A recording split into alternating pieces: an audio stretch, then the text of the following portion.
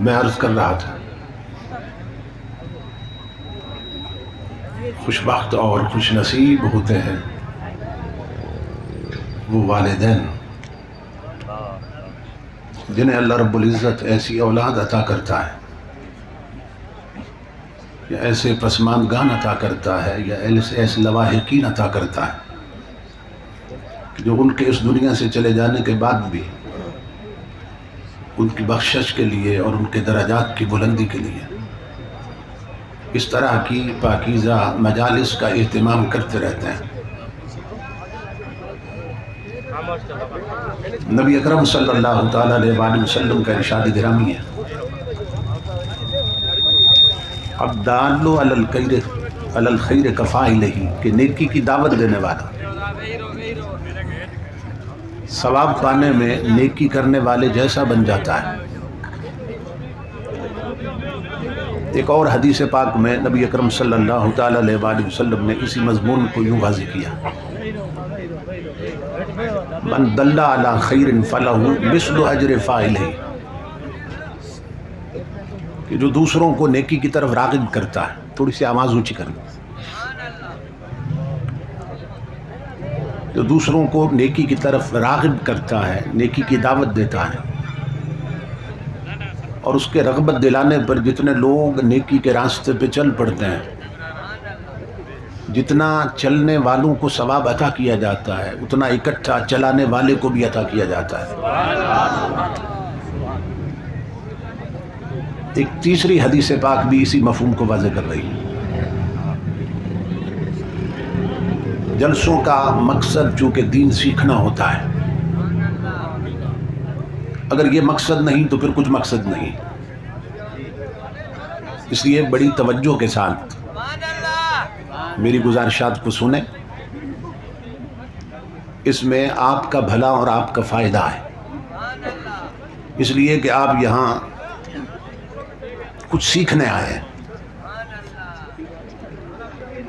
یہ نہ سیکھنے کا نتیجہ ہے کہ بہت سے لوگ ننگے سارائے بیٹھے ہیں اور ابھی تک وہ یہ نہ سیکھ سکے کہ نبی اکرم صلی اللہ تعالیٰ علیہ وآلہ وسلم کے ذکر کی مجلس میں آنے کے آداب کیا ہیں۔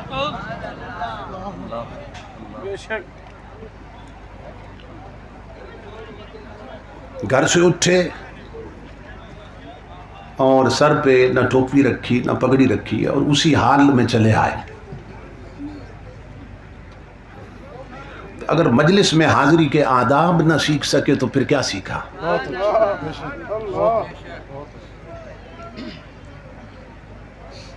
ہر مجلس کے کچھ آداب ہوتے ہیں اور ہر ڈپارٹمنٹ کی اپنی الگ وردی اور یونیفارم ہوتی ہے۔ دیکھیں نا، ایک ہے عادت اور ایک ہے عبادت۔ ہم بازار میں ہوں تو ہاتھ کھلے ہوتے ہیں، دفتر میں ہوں تو ہاتھ کھلے ہوتے ہیں،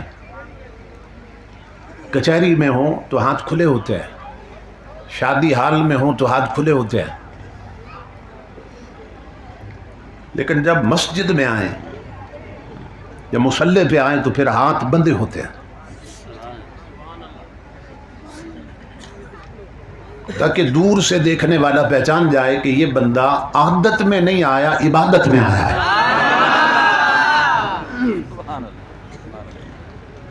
اسی طرح ہم بازار میں ہوں تو سر ننگا ہوتا ہے، کچہری میں ہوں تو سر ننگا ہوتا ہے، یہ عادت ہے۔ شادی حال میں ہوں تو سر ننگا ہوتا ہے، اپنے آفس اور دفتر میں ہوں تو سر ننگا ہوتا ہے، لیکن جب دینی مجلس میں آئیں تو سر ڈھانپ کے آئیں، تاکہ دور سے دیکھنے والا پہچان جائے کہ اتنی دنیا عادت میں نہیں بیٹھی، عبادت میں بیٹھی ہے۔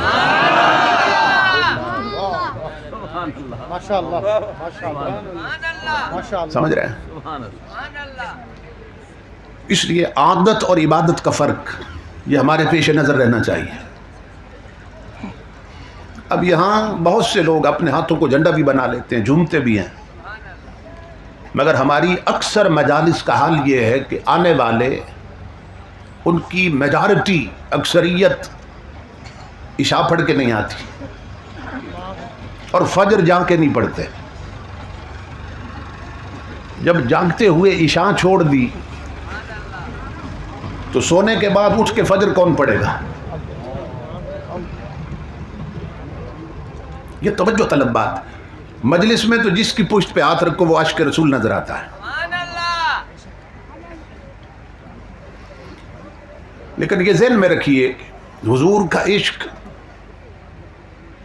اگر من میں ہو نا تو پھر تن کو بدل دیتا ہے. یہ بہت کمزور درجے کا عشق ہے کہ جو اذان سن کے مسجد نہ پہنچا سکے، جو ٹچ موبائل چھڑوا کے سجدے کی جگہ پہ نہ پہنچا سکے، جو ماں بہنوں بیٹیوں کو ٹی وی سے اٹھا کر ڈرامہ چھڑوا کے مصلی پہ نہ لا سکے، وہ حضور کا عشق قبر سے اٹھا کر پل صراط سے گزار کر جنت تک کیسے لے جائے گا؟ اس لیے اپنی آنکھوں سے غفلت کی پٹیاں ہٹائیے. میں اتنا لمبا سفر کر کے اس لیے نہیں آیا کہ آپ کے چسکے کی بات کروں یا آپ کے ذوق کی بات کروں.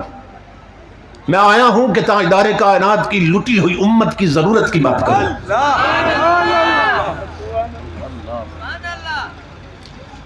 اگر حق بیان نہ ہوا آپ سے پہلے قیامت کے دن مجھے پکڑا جائے گا کہ نہ ادھر ادھر کی تو بات کر، یہ بتا کہ قافلہ کیوں لٹا. ہمیں رہزنوں سے غرض نہیں، تیری راہبری کا سوال ہے. اس لیے توجہ سے میری گزارشات سنیں. ہم اس دنیا میں اپنی مرضی سے نہیں آئے، تو جب اپنی مرضی سے نہیں آئے تو اپنی مرضی سے رہ بھی نہیں سکتے ہیں، کیونکہ جس کی آنے میں مرضی چلی ہے نا اسی کی لے جانے میں چلے گی. اس دنیا میں آنے سے پہلے بھی ہم ایک دنیا میں تھے. ہم پہلے ایک دنیا میں رہ چکے ہیں اور وہ دنیا چھوڑ کے اس دنیا میں آیا، اور اس کے بعد بھی ایک دنیا میں جانا ہے جہاں قاضی حفیظ صاحب پہنچ چکے ہیں اور ہمارے جتنے فوت شدگان ہیں وہاں پہنچ چکے ہیں. اس کے بعد بھی ایک دنیا ہے اور پھر اس کے بعد بھی ایک دنیا ہے، پھر اس کے بعد بھی ایک دنیا ہے. اگر ہم یہ سوال کریں کسی عالم سے کہ ہمارے سفر کا آغاز کہاں سے ہوا، تو ہر عالم آپ کو بتائے گا کہ ہم روحوں کی دنیا سے چلے ہیں. اس سے پہلے کا جو جہان ہے وہ ہے عالم ارواح، روحوں کی دنیا. اور اس وقت جس جہان میں ہے اس کو کہتے ہیں عالم شہادت یا عالم دنیا. اور مرنے کے بعد جس دنیا میں جانا ہے اس کو عالم برزخ کہتے ہیں. برزخ کا عالم یہ قبروں کی زندگی جو ہے، اور اس کے بعد کی جو دنیا ہے اس کو عالم قیامت کہتے ہیں، اور اس کے بعد کی جو دنیا ہے اس کو عالم جنت کہتے ہیں یا عالم دوزخ کہتے ہیں. ہمارا نقش اول بنا کہاں؟ روحوں کی دنیا میں. سب سے پہلے اللہ نے روحوں کو پیدا کیا. تو یہ پورا پروسیس میں نے آپ کو بتا دیا قرآن و سنت کی روشنی میں. اب مجھے کوئی سمجھائے، کوئی پڑھا لکھا آدمی، کہ ہم جب سے بنے ہیں ہم دنیا تو بدلتے رہے، ہم مٹے کہاں پہ ہیں؟ دنیا بدلتے رہے، ہم مٹے کہاں پہ ہیں؟ کہ بعض نادان لوگ جو کہتے ہیں کہ موت مٹانے آتی ہے، موت مٹانے نہیں آتی، موت دنیا بدلوانے آتی ہے. موت کے بعد کی جو دنیا ہے نا اس کو کہتے ہیں عالم برزخ. برزخ کا کیا معنی ہے؟ پردے کی دنیا. برزخ پردے کو کہتے ہیں. یہ قبر کی جو زندگی ہے یہ ہے پردے والی زندگی. اب میرا سوال یہ ہے کہ اگر پردے کے پیچھے کچھ نہیں تو پردہ لگانے کی ضرورت کیا ہے؟ لوگ کہتے ہیں نا قبروں میں کچھ نہیں ہے. مرنے والے مٹ گئے اور بات ختم ہو گئی. موت پہ بات ختم نہیں ہوتی، موت سے بات شروع ہوتی ہے. اور امام الانبیاء نے ایک حدیث میں فرمایا الموت جسر یوصل الحبیب الی الحبیب، موت ایک پل ہے جو یار کو یار سے ملا دیتی ہے. موت ایک پل ہے جس کے پار یار ملتا ہے، جس پل کے پار یار ملتا ہے. اس پل کو کراس کر لو تو محبوب حقیقی ملتا ہے. لیکن اس پل کو کراس کون کرے گا؟ پل بہت باریک، تلوار سے تیز ہے اور بال سے باریک، اور اس پل کو کراس کیے بغیر کوئی یار تک نہیں پہنچے گا. لیکن توجہ طلب یہ بات ہے کہ اتنی باریک شے جو تلوار سے تیز ہے اور بال سے باریک اور ہے بھی اندھیرے میں، اور وہ پل صراط ایسی پل نہیں ہے جیسے ہمارے ہاں دریاؤں پہ پل بنے یا نہروں پہ پل بنے. وہ ترچھی ہے. جس طرح دیوار کے ساتھ لکڑی کی سیڑھی رکھتے ہیں نا، اس طرح وہ پل صراط، اور ہے بھی اندھیرے میں. ہر شخص نے اپنی نیکیوں کی روشنی میں اسے کراس کرنا ہے.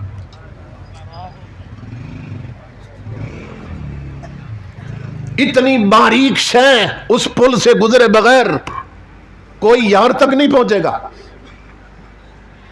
لیکن سوال یہ ہے کہ اتنی باریک شے پر چلنے کی پریکٹس کس نے کی ہے؟ کیونکہ پریکٹس کے بغیر اتنی باریک شے سے نہیں گزر سکتے ہیں. یہ بعض لوگ نا رسوں پہ چلتے ہیں تو کیا سمجھتے ہیں آج ہی اٹھ کے چلنا شروع کر دیا؟ نہیں، اس کے پیچھے ان کی کئی سال کی پریکٹس ہوتی ہے.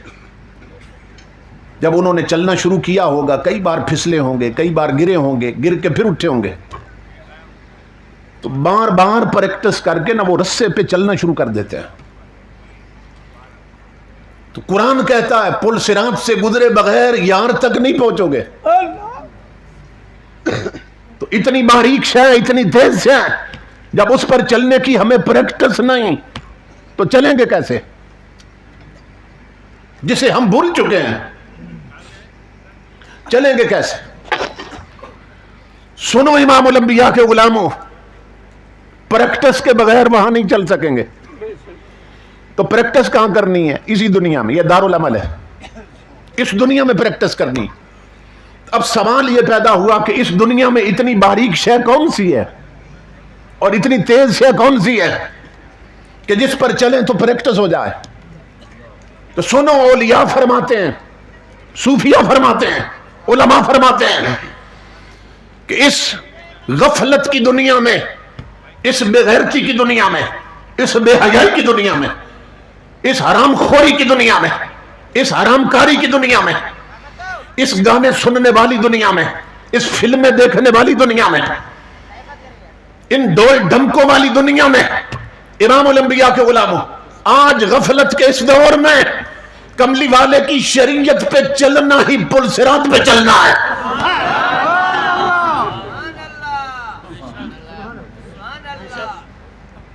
آج جو حضور کی شریعت پہ نہ چلا وہ پل صراط پر نہیں چل سکے گا. آج جو تاجدار کائنات کی شریعت کے راستے پہ نہ چلا وہ پل صراط پر نہیں چل سکے گا. اس کی پریکٹس یہاں کرنی ہے. کون پریکٹس کر رہا؟ جوانوں کے ہاتھ میں ٹچ موبائل ہیں، جوان لڑکے لڑکیاں آنکھوں کی بدکاری میں مبتلا رہتے ہیں. گھروں میں بہو بیٹیوں کا حال یہ ہے کہ ٹی وی پر ڈرامہ نہیں چھوڑتی، رب کے سجدے چھوڑ دیتی ہیں. اس مجلس میں آنے والوں کی اکثریت نماز پڑھ کے نہیں آئی، فجر جا کے نہیں پڑھے گی. امام الانبیاء کے غلاموں، ہمارے جوان لڑکے جن کی ہاتھوں میں کبھی سورہ یاسین رہتی تھی، آج رومانٹک ناول ہے. بہو بیٹیاں اخبار جہاں پڑھ رہی ہیں جن کے ہاتھ میں کبھی سیرت فاطمہ زہرا کی کتابیں رہتی تھی. آج مسلمانوں کے گھر میں جاؤ تو پوچھنا پڑتا ہے قرآن کہاں رکھا ہے. ٹی وی پوچھنے کی ضرورت نہیں, ایل سی ڈی پوچھنے کی ضرورت نہیں, کیونکہ قرآن چھپا رکھا ہے, ٹی وی سامنے سجا رکھا ہے. اور پشت پہ ہاتھ رکھو تو کہتے ہیں میں عاشق رسول ہوں. امام الانبیاء کا عشق اتنا کمزور عشق کہ جو اذان سن کے مصلی تک نہ پہنچائے وہ پل صراط سے گزار کر حضور کے قدموں تک کیسے لے جائے گا. امام الانبیاء کے غلاموں, اپنی زندگی کو بدلو, اپنے ماحول کو بدلو, اپنی بہو بیٹیوں کا لباس بدلو. یہاں دل میں حضور کا عشق ہو اور چہرہ اور صورت حضور سے نہ ملے, یہ کس درجے کا عشق. جب ربیع الاول شریف آتا ہے نا تو امام الانبیاء کے نقش نالین مبارک اس کے بیج بنا کے یہاں سینے پہ لگاتے ہیں, ٹوپیوں پہ لگاتے ہیں, پگڑیوں پہ لگا لیتے ہیں. لگاتے ہیں کہ نہیں لگاتے ہیں؟ حضور کا نقش نالین مبارک بیج بنا کے سینے پہ لگا رکھا, لیکن جس نالین کا نقش سینے اور پگڑی پہ لگا رکھا ہے یہ حضور کے جسم مبارک کے کس حصے میں رہا؟ پاؤں مبارک, جوتا مبارک, نالین مبارک حضور کے پاؤں مبارک میں رہا نا. تو جو چیز حضور کے مبارک پاؤں میں رہی اس کا نقش تو سینے پہ لگا رکھا ہے, اور جو داڑھی کملی والے کے چہرے پہ رہی, جو داڑھی حضور کے چہرے پہ رہی اور اس کو منڈوا کر گندی نالی میں بہا دیتا ہے.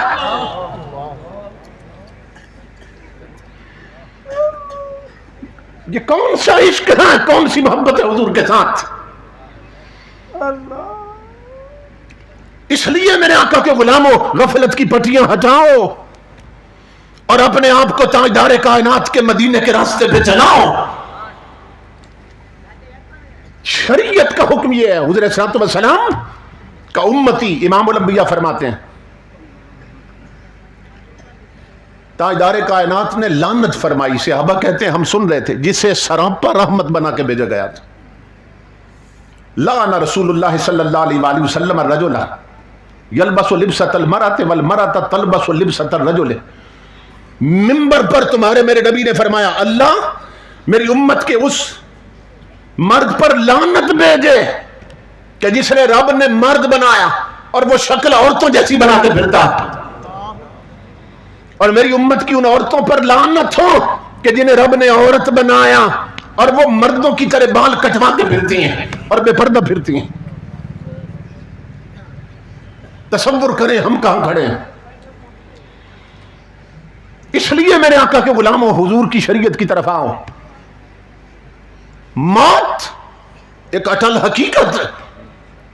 جس طرح ولادت کے ذریعے ہم اس دنیا میں آئے ہیں اسی طرح موت کے ذریعے اگلی دنیا میں جانا ہے.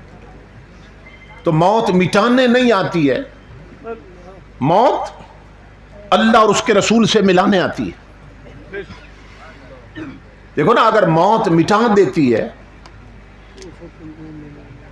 اگر موت مٹا دیتی ہے تو بعض علاقوں میں زندہ لوگ پانی کے لیے ترستے ہیں, پانی پینے کے لیے ترستے ہیں. اگر مرنے والے کو موت مٹا گئی تو اس پر اتنا پانی ضائع کرنے کی ضرورت کیا ہے. کئی کئی میل سے عورتیں گھڑے بھر کے لاتی ہیں پانی کے. اگر مرنے والے کو موت مٹا گئی تو جس سوسائٹی اور جس معاشرے میں زندہ لوگ کپڑے کے لیے ترسیں, اگر مرنے والے کو موت مٹا گئی تو اس پر 20-22 گز لٹھے کا کفن ضائع کرنے کی ضرورت کیا ہے.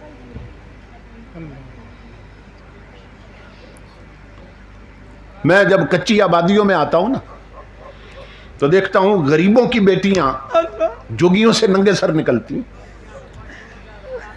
کیوں؟ اس لیے کہ سر ڈھانپنے کے لیے کپڑا نہیں ہے, تن ڈھانپنے کے لیے کپڑا نہیں ہے. لیکن جب میں اسلام آباد جاتا ہوں تو بڑی بڑی کوٹھیوں سے اور بڑے بڑے بنگلوں سے وزیروں اور وڈیروں اور امیروں کی بیٹیاں بھی ننگے سر نکلتی ہیں. تو کیا سمجھتے ہیں دونوں کا ننگا سر ایک وجہ سے ہے؟ اسلام آباد میں وزیر کی بیٹی, امیر کی بیٹی وڈیرے کی بیٹی، جاگیردار کی بیٹی، وہ بھی ننگے سر نکل رہی ہے، جگی سے غریب کی بیٹی بھی ننگے سر نکل رہی ہے. تو کیا ایک سبب ہے؟ نہیں، سبب الگ ہیں. امیر کی غریب کی بیٹی کا ننگا سر اس لیے کہ دولت نہیں، امیر کی بیٹی کا ننگا سر اس لیے ہے کہ غیرت نہیں.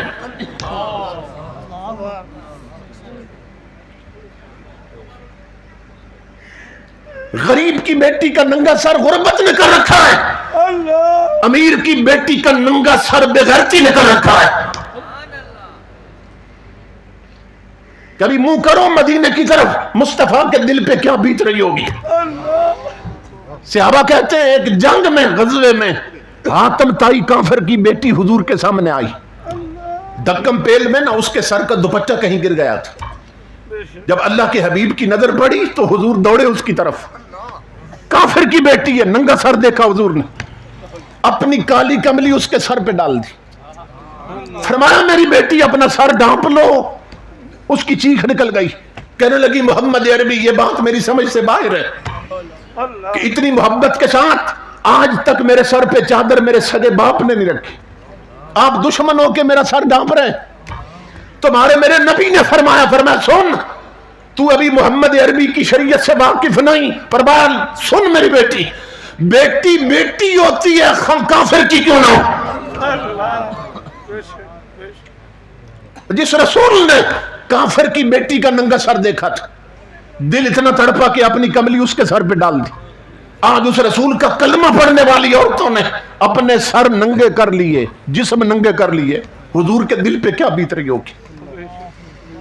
انجام غلامی کیا کہیے، بربادی سی بربادی ہے.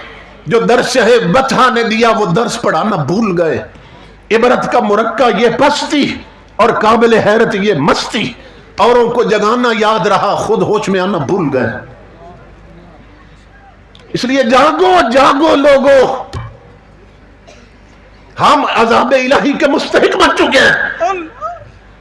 ملک کے ایک بڑے حصے کو سیلاب نے بہا کر برباد کر دی. زلزلے کے جھٹکے آ رہے ہیں، آنکھیں نہیں کھل رہی ہیں، بیداری نہیں آ رہی، مسجدوں کے نمازی نہیں بڑھ رہے، توبہ اور استغفار والے نہیں آ رہے، ابھی زلزلے کے جھٹکے آ رہے ہیں. ملک پر مہنگائی عذاب بن کے مسلط، اور ہمیں مٹانے والے ہمارے دشمن وہ اکٹھے ہو چکے ہیں، اور جو مٹ رہے ہیں ان میں یونٹی نہیں ہے، ان میں اتفاق اور اتحاد نہیں ہے. یہ 4 دن کی زندگی ہے آنکھیں بند ہونے والی، اور کمر میں سب سے پہلا سامنا کملی والے سے ہونا ہے.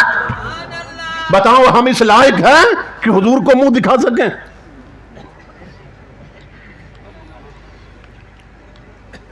اس لیے امام الانبیاء کے غلاموں اپنے آپ کو بدلو. یہ کون سی محبت ہے حضور کی، کون سا عشق ہے حضور کے ساتھ. یہ حضرت بابا فرید تھے نا، کوٹ مٹھن والے، ان کا ایک مرید تھا. یہ ہری پور ہزارہ کی طرف کوٹ نجیب اللہ ایک آتا ہے، چھوٹا سا شہر ہے. تو وہ ہر سال وہاں سے نا حضرت بابا فرید کے لیے ایک لنگی خرید کے لے آتا اور تحفے میں پیش کرتا اپنے شیخ کو، اپنے پیر صاحب کو تحفے میں پیش کرتے. غریب آدمی تھا، اپنی لنگی پھٹی ہوتی، اپنے شیخ اور اپنے پیر کے لیے نئی خرید کر تحفے میں پیش کرتے. یہ سلسلہ یوں ہی چلتا رہا. 1 سال اس کے گھر میں غربت نے ایسا ڈیرا لگایا، غریبی نے یوں پنجے گاڑے کہ سال کے بعد نہ وہ ایک لنگی بھی نہ خرید سکا. اب گھر میں بیٹھا پریشان ہے کہ اب کون سا منہ لے کر اپنے شیخ کے سامنے جاؤں. جو بندہ کہیں جائے اور ہر بار کچھ نہ کچھ لے جائے نا، پھر خالی ہاتھ جاتے ہوئے شرم آتی. تو وہ سوچنے لگا کہ ہر سال لنگی پیش کرتا تھا، تو اس سال غریبی بہت ہے، تنگ دستی ہے، تو لنگی بھی نہیں خرید سکا، تو کیسے جاؤں گا حضرت کے سامنے. اس نے پھر سوچا کہ چلو اس سال نہیں جاتا ہوں، اس سال نہیں جاتا ہوں، اگلے سال جاؤں گا. سال بھر اس نے محنت کی. اب محبت اور عشق کیا چیز ہوتی ہے، عقیدت کیا رنگ لاتی. اس نے کیا کیا کہ تھوڑے تھوڑے پیسے جوڑ کے نا اگلے سال کا انتظار ہونے لگا، اور اس نے جب وہ وقت آیا تو 2 لنگیاں خرید لی. کہنے لگا اب تو شرمندگی نہیں ہوگی، پچھلے سال کی قضا بھی ہو گئی، وہ بھی ادا کر کے جا رہا ہوں. تو 2 لنگیاں خرید لی اس نے. لنگی سمجھتے ہیں نا؟ امام الانبیاء کے غلاموں، اس نے جا کر لنگیاں اپنے پیر کو پیش کی. 1 سال تک یہ تڑپتا رہا پیر کو ملنے کے لیے، اور صرف مرید نہیں تڑپا، پیر بھی تڑپا ہے. سمجھ رہے ہیں؟ پیر بھی تڑپا ہے ایسے مریدوں کے لیے. یہ پیری مریدی کوئی کھیل نہیں ہے. حضرت نظام الدین اولیاء خطاب کر رہے تھے، مجمع لگا تھا مریدوں کا. اچانک بادل ہٹا نا تو مریدوں پر دھوپ آ گئی، گرمی تھی. تو تڑپ کر خطاب کے دوران فرمانے لگے میرے بیٹو سائے میں آ جاؤ، اللہ کی عزت کی قسم، اللہ کی عزت کی قسم، دھوپ میں تم کھڑے ہو اور جل نظام الدین رہا ہے.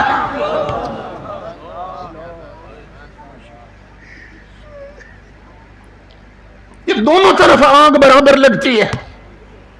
وہ تڑپتا رہا کہ میرے پاس لنگی نہیں، جاؤں کیسے. شیخ بھی تڑپتا رہا، میرا مرید نہیں آیا ملنے کے لیے.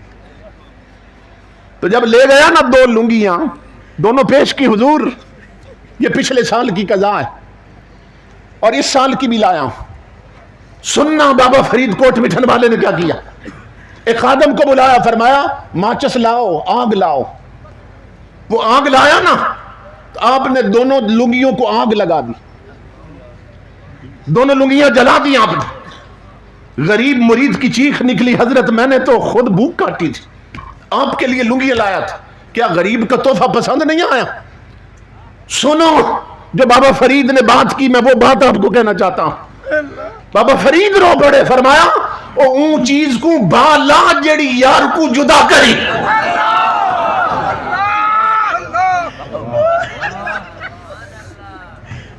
انڈیا کے فلمیں اور ڈرامے دیکھنے والوں، تمہیں مدینے سے جدا کیا گیا ہے.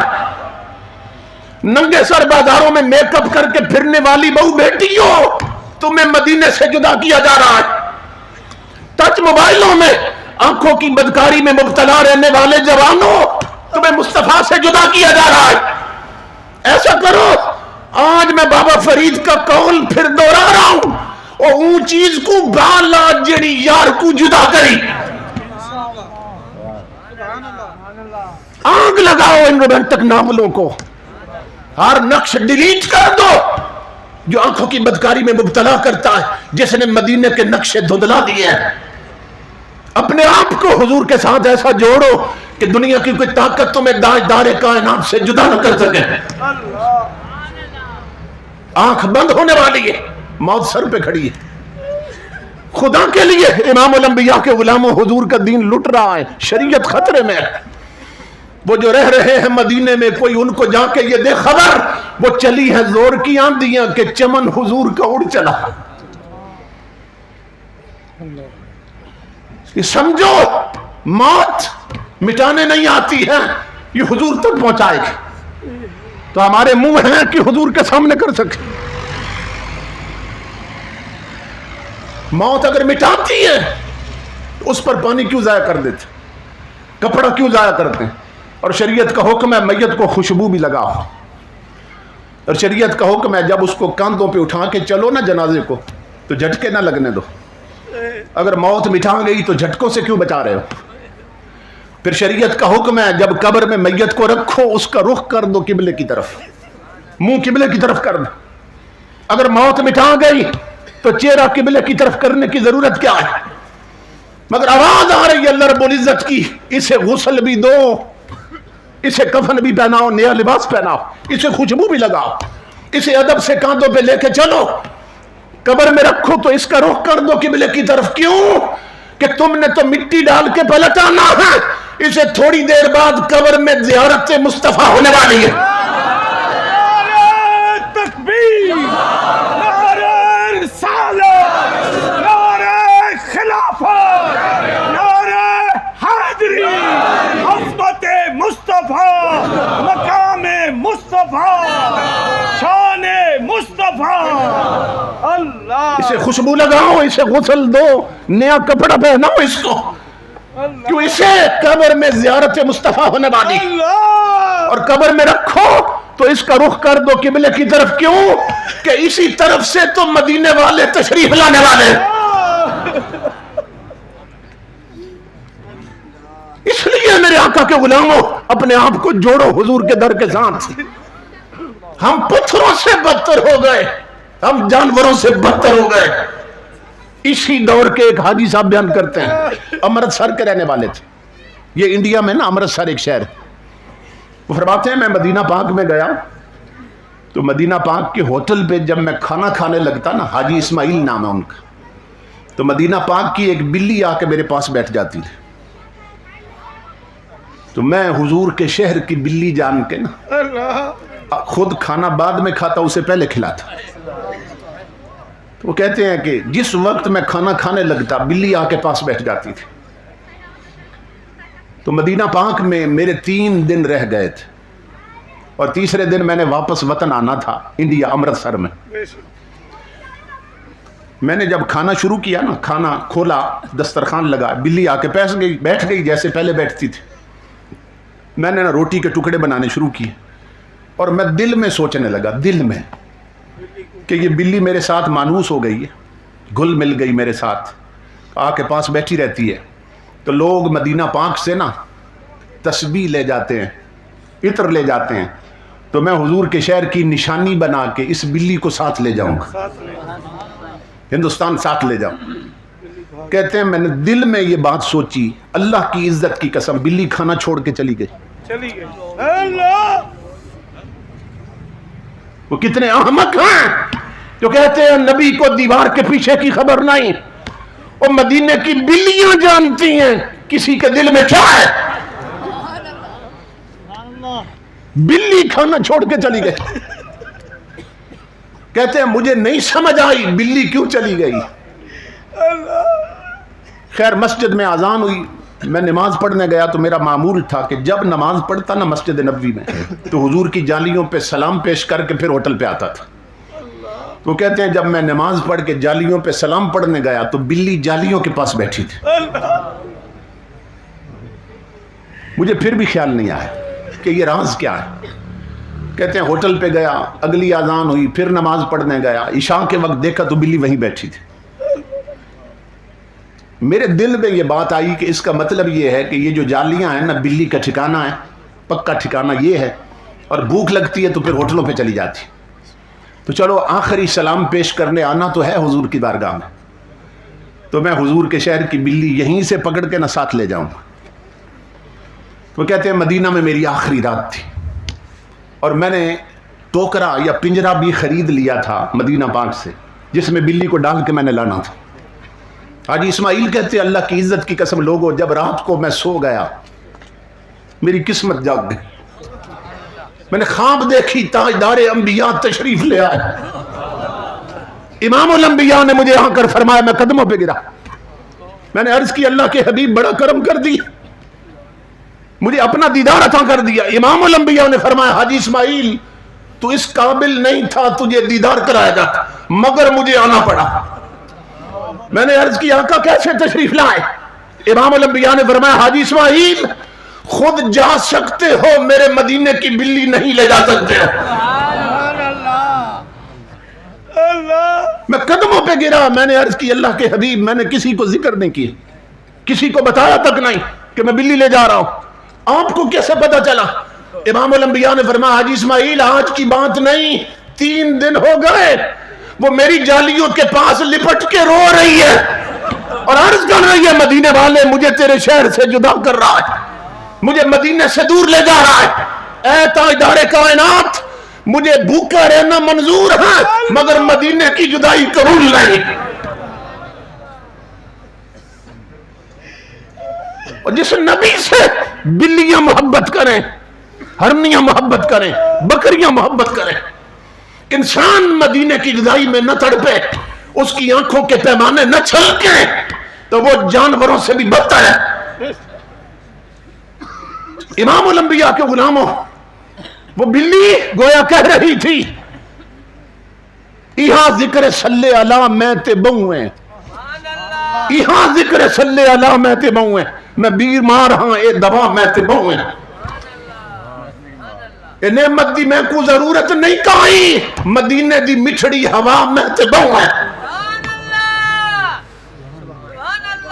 تو تاجدار کائنات آج بھی اپنی امت کی طرف دیکھ رہے ہیں، ان کا فیضان بند نہیں ہوا، گنبد خضرا کا فیض رکا نہیں ہے۔ امام الانبیاء کے غلاموں، ہماری ڈوریاں کچی ہو گئیں، ہمارے تعلق مدینے سے کچے ہو گئے، اس لیے اپنے تعلق پکے کرو۔ یہ پکے کیسے ہوں گے؟ دیکھو نا، جو پتنگ اڑاتے ہیں نا، پتنگ بازی کرتے ہیں، آپ جانتے ہیں کہ وہ پھر ایک دوسرے کی گڈی کاٹنے کی کوشش کرتے ہیں، تو کس کی گڈی کٹتی ہے؟ جس کی ڈور کچی ہوتی ہے، اللہ، اور جس کی ڈور پکی ہوتی ہے نا، اس کی گڈی اڑتی رہتی ہے، اس کو کوئی نہیں کاٹ سکتا۔ اور آپ جانتے ہیں کہ کچی ڈور پکی کیسے ہوتی ہے؟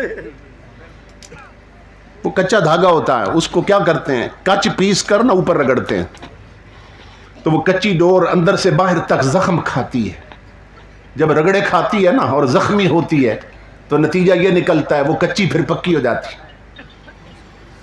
تو اس لیے امام الانبیاء کے غلاموں، سجدوں کے رگڑے کھاؤ تاکہ مدینے کی کچی ڈور پکی ہو جائے۔ یہ ٹچ موبائل چھوڑو ہاتھوں میں اور جیب میں سورہ یاسین رکھو تاکہ کچی ڈوریں پکی ہو جائیں۔ چلتے پھرتے مدینے والے پر درود و سلام پڑھا کرو تاکہ کچی ڈور پکی ہو جائے۔ تو موت مٹانے نہیں آتی، یہ تاجدار کائنات سے ملانے آتی ہے، یہ اللہ رب العزت کا قرب لینے آتی۔ موت ان کے لیے مصیبت ہے جنہوں نے موت کی تیاری نہیں کی ہے، اور جو موت کی تیاری کرتے ہیں ان کا حال یہ ہوتا ہے کہ حضرت با یزید بستامی جب قبر میں گئے نا، فرشتے آ گئے، کہنے لگے مر ربک، بتا تیرا رب کون ہے؟ تو آپ پکار اٹھے، من انتما، پہلے یہ بتاؤ تم کون ہو؟ فرمایا پہلے یہ بتاؤ تم کون ہو؟ تو کہنے لگے جی ہم فرشتے، ہماری ڈیوٹی ہے جب کوئی قبر میں آئے تو ہم آ کے سوال کرتے ہیں کہ تیرا رب کون ہے، تیرا دین کیا ہے، اور حضور کے بارے میں پوچھتے ہیں، یہ ہماری ڈیوٹی ہے۔ آپ نے فرمایا تمہیں معلوم نہیں جب کسی کے پاس جائیں تو میرے نبی کی سنت کیا ہے؟ پہلے السلام علیکم کہتے ہیں، نہ سلام نہ دعا، اور آ کے گفتگو شروع کر دی۔ نکلو قبر سے باہر، پہلے میرے یار کی سنت پہ عمل کرو۔ ان کے لیے موت مصیبت نہیں، تحفہ ہے، تحفۃ المومن الموت، موت ان کے لیے تحفہ بنی ہوئی۔ انہوں نے کہا یہ بات تو ٹھیک کر رہے ہیں، قبر سے نکلے اور کہا السلام علیکم، فرمایا وعلیکم السلام، اب آ جاؤ۔ آ کر کہنے لگے مر ربک، اب بتائیے رب کون ہے؟ فرمایا مجھے تم یہ بتاؤ کہ یہ جو السلام علیکم کہا مجھے مومن سمجھا یا کافر سمجھا؟ کیونکہ کافر کو سلام نہیں کہہ سکتے، تو یہ جو تم نے مجھے السلام علیکم کہا تو مومن سمجھ کے کہا یا کافر سمجھ کے؟ فرشتے کہنے لگے جی مومن سمجھا ہے۔ فرمایا مومن تو وہی ہوتا ہے جو اسے مانتا ہے۔ ایک فرشتہ دوسرے سے کہنے لگا یہ کون ہے؟ وہ ہم اس پر سوال کرتے ہیں، یہ ہم پہ کر دیتا، یہ کون ہے؟ اس وقت میرے رب کی آواز آئی، اس سے نہ پوچھ کون ہے، مجھ سے پوچھ یہ کون آیا ہے؟ ھذا ابو یزید عاش فی محبتی ومات فی محبتی ووضع فی قبرہ کذالک ویبعث کذالک۔ فرمایا یہ میرا عاشق با یزید ہے، فرشتوں اسے میرے عشق کا نشہ چڑھ گیا ہے، یہ میری محبت کی مستی میں ہے، اسی مستی میں یہ جیا، اسی میں اسے موت آئی ہے، اور اسی نشے میں یہ قبر میں اترا ہے۔ فرشتوں اس کی قبر سے پلٹ آؤ، یہ قیامت کے دن اٹھے گا تو میری محبت کی مستی میں ہوگا۔ اس لیے میرے آقا کے غلاموں، اپنے آپ کو حضور کے قدموں پہ لاؤ، اپنے آپ کو حضور کی چوکھٹ پہ لاؤ۔ زندگی ہاتھوں سے نکلتی جا رہی، معلوم نہیں ایک جھٹکا کیا کر جائے۔ دیکھو ملک شام کی طرف اور دیکھو ترکی کی طرف، کتنے شہر کہ جن بلڈنگوں کو بننے میں سال لگے تھے برباد ہونے میں سیکنڈ بھی نہیں لگے۔ اس لیے ہر وقت کا ہنسنا تمہیں برباد نہ کر دے، تنہائی کے لمحوں میں کبھی رو بھی لیا کر۔ ہماری آنکھیں رونا بھول گئیں، خدا کے لیے تنہائی میں اپنے لیے رو, اپنے ملک کے لیے رو, حضور کی امت کے لیے رویا کر. آنسو بہاؤ, معلوم نہیں کس کے آنسوؤں کے گرے ہوئے قطرے اسے قبول ہو جائیں اور وہ پسند کر کے. یہ 4 دن کا کھیل ہے, زندگی ختم ہونے والی ہے, یہ سب کچھ برباد ہونے والا ہے. آباد وہی ہوں گے جنہوں نے حضور کی شریعت کو اپنایا ہوگا. ہمارے پنڈی کا واقعہ ہے, راول پنڈی کا. چوک میں فقیر بیٹھا ہوا رو رہا تھا, دنیا کو دیکھ رہا ہے. بیگمات کو بڑی بڑی مہنگی گاڑیوں میں خامدوں نے بٹھا رکھا ہے, سروں پہ دوپٹے نہیں ہیں, آدھے جسم ننگے, اور اندر میوزک چل رہا ہے, موسیقی چل رہی ہے. مسجد میں اذان ہو رہی ہے, نہ کسی کو خدا یاد نہ نماز یاد. وہ دیکھ دیکھ کے نہ روتا تھا سب کی طرف. تو ایک شریف آدمی اس کے قریب سے گزرا, اس نے کہا فقیر صاحب دنیا میں اتنی رونق, ہر کوئی ہنس رہا ہے, تو رو کیوں رہا ہے؟ اب سننا اس نے جو کہا. اس نے کہا اللہ کی عزت کی قسم میں رو اس لیے رہا ہوں کہ میری آنکھیں دیکھ رہی ہیں کہ یہ سارے جس کے مجرم ہیں وہ معافی دینا چاہتا ہے, مجرم معافی مانگ نہیں ہے. اس کی رحمت منتظر ہے کہ لوگ جھک جائیں, معافی مانگ لیں. لوگوں ابھی معافی کا وقت ہے, زمین کی رگیں اس کے دست قدرت میں ہیں.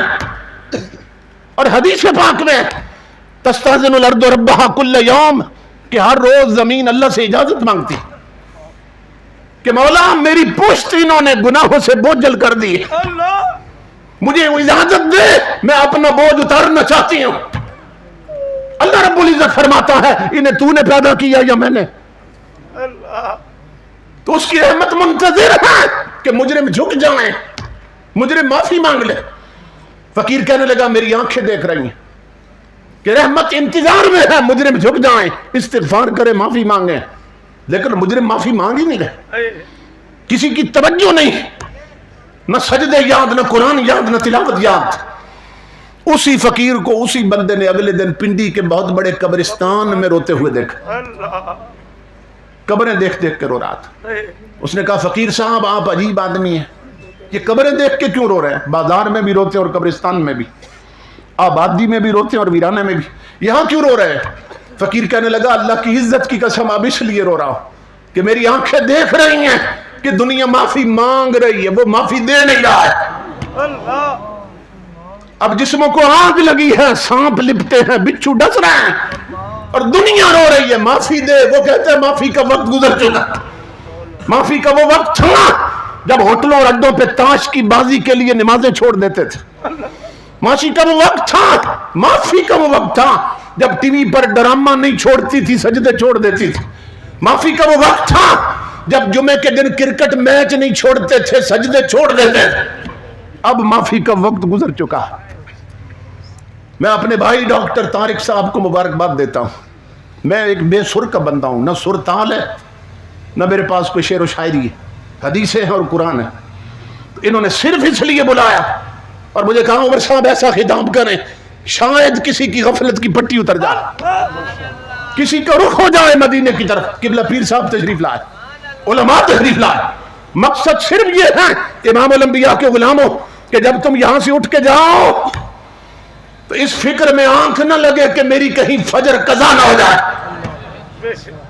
اس فکر کے ساتھ اٹھو, ان جذبوں کے ساتھ اٹھو, چہرے حضور کی صورت جیسے بنا لو. تن اور منت امام الانبیاء کی محبت, تاجدار کائنات کی محبت, اس کا رنگ لاؤ تاکہ مدینے سے خیرات آئے اور ہمیں کوئی معافی کی سبیل پیدا ہو جائے. تو میں اپنے بھائیوں کا شکر گزار ہوں, اور اتنے بڑے اجتماع میں جس محبت کے ساتھ دور دراز سے میں دیکھ رہا تھا, دور دراز سے لوگ موٹر سائیکلوں پہ آ رہے تھے, تو جس محبت سے آپ آئے, قبلہ پیر صاحب تشریف لائے. میرا اپنا تعلق بھی اسی آستانہ عالیہ کے ساتھ. اللہ رب العزت ان کا سایہ اہل سنت کے سروں پہ ہمیشہ قائم رکھے.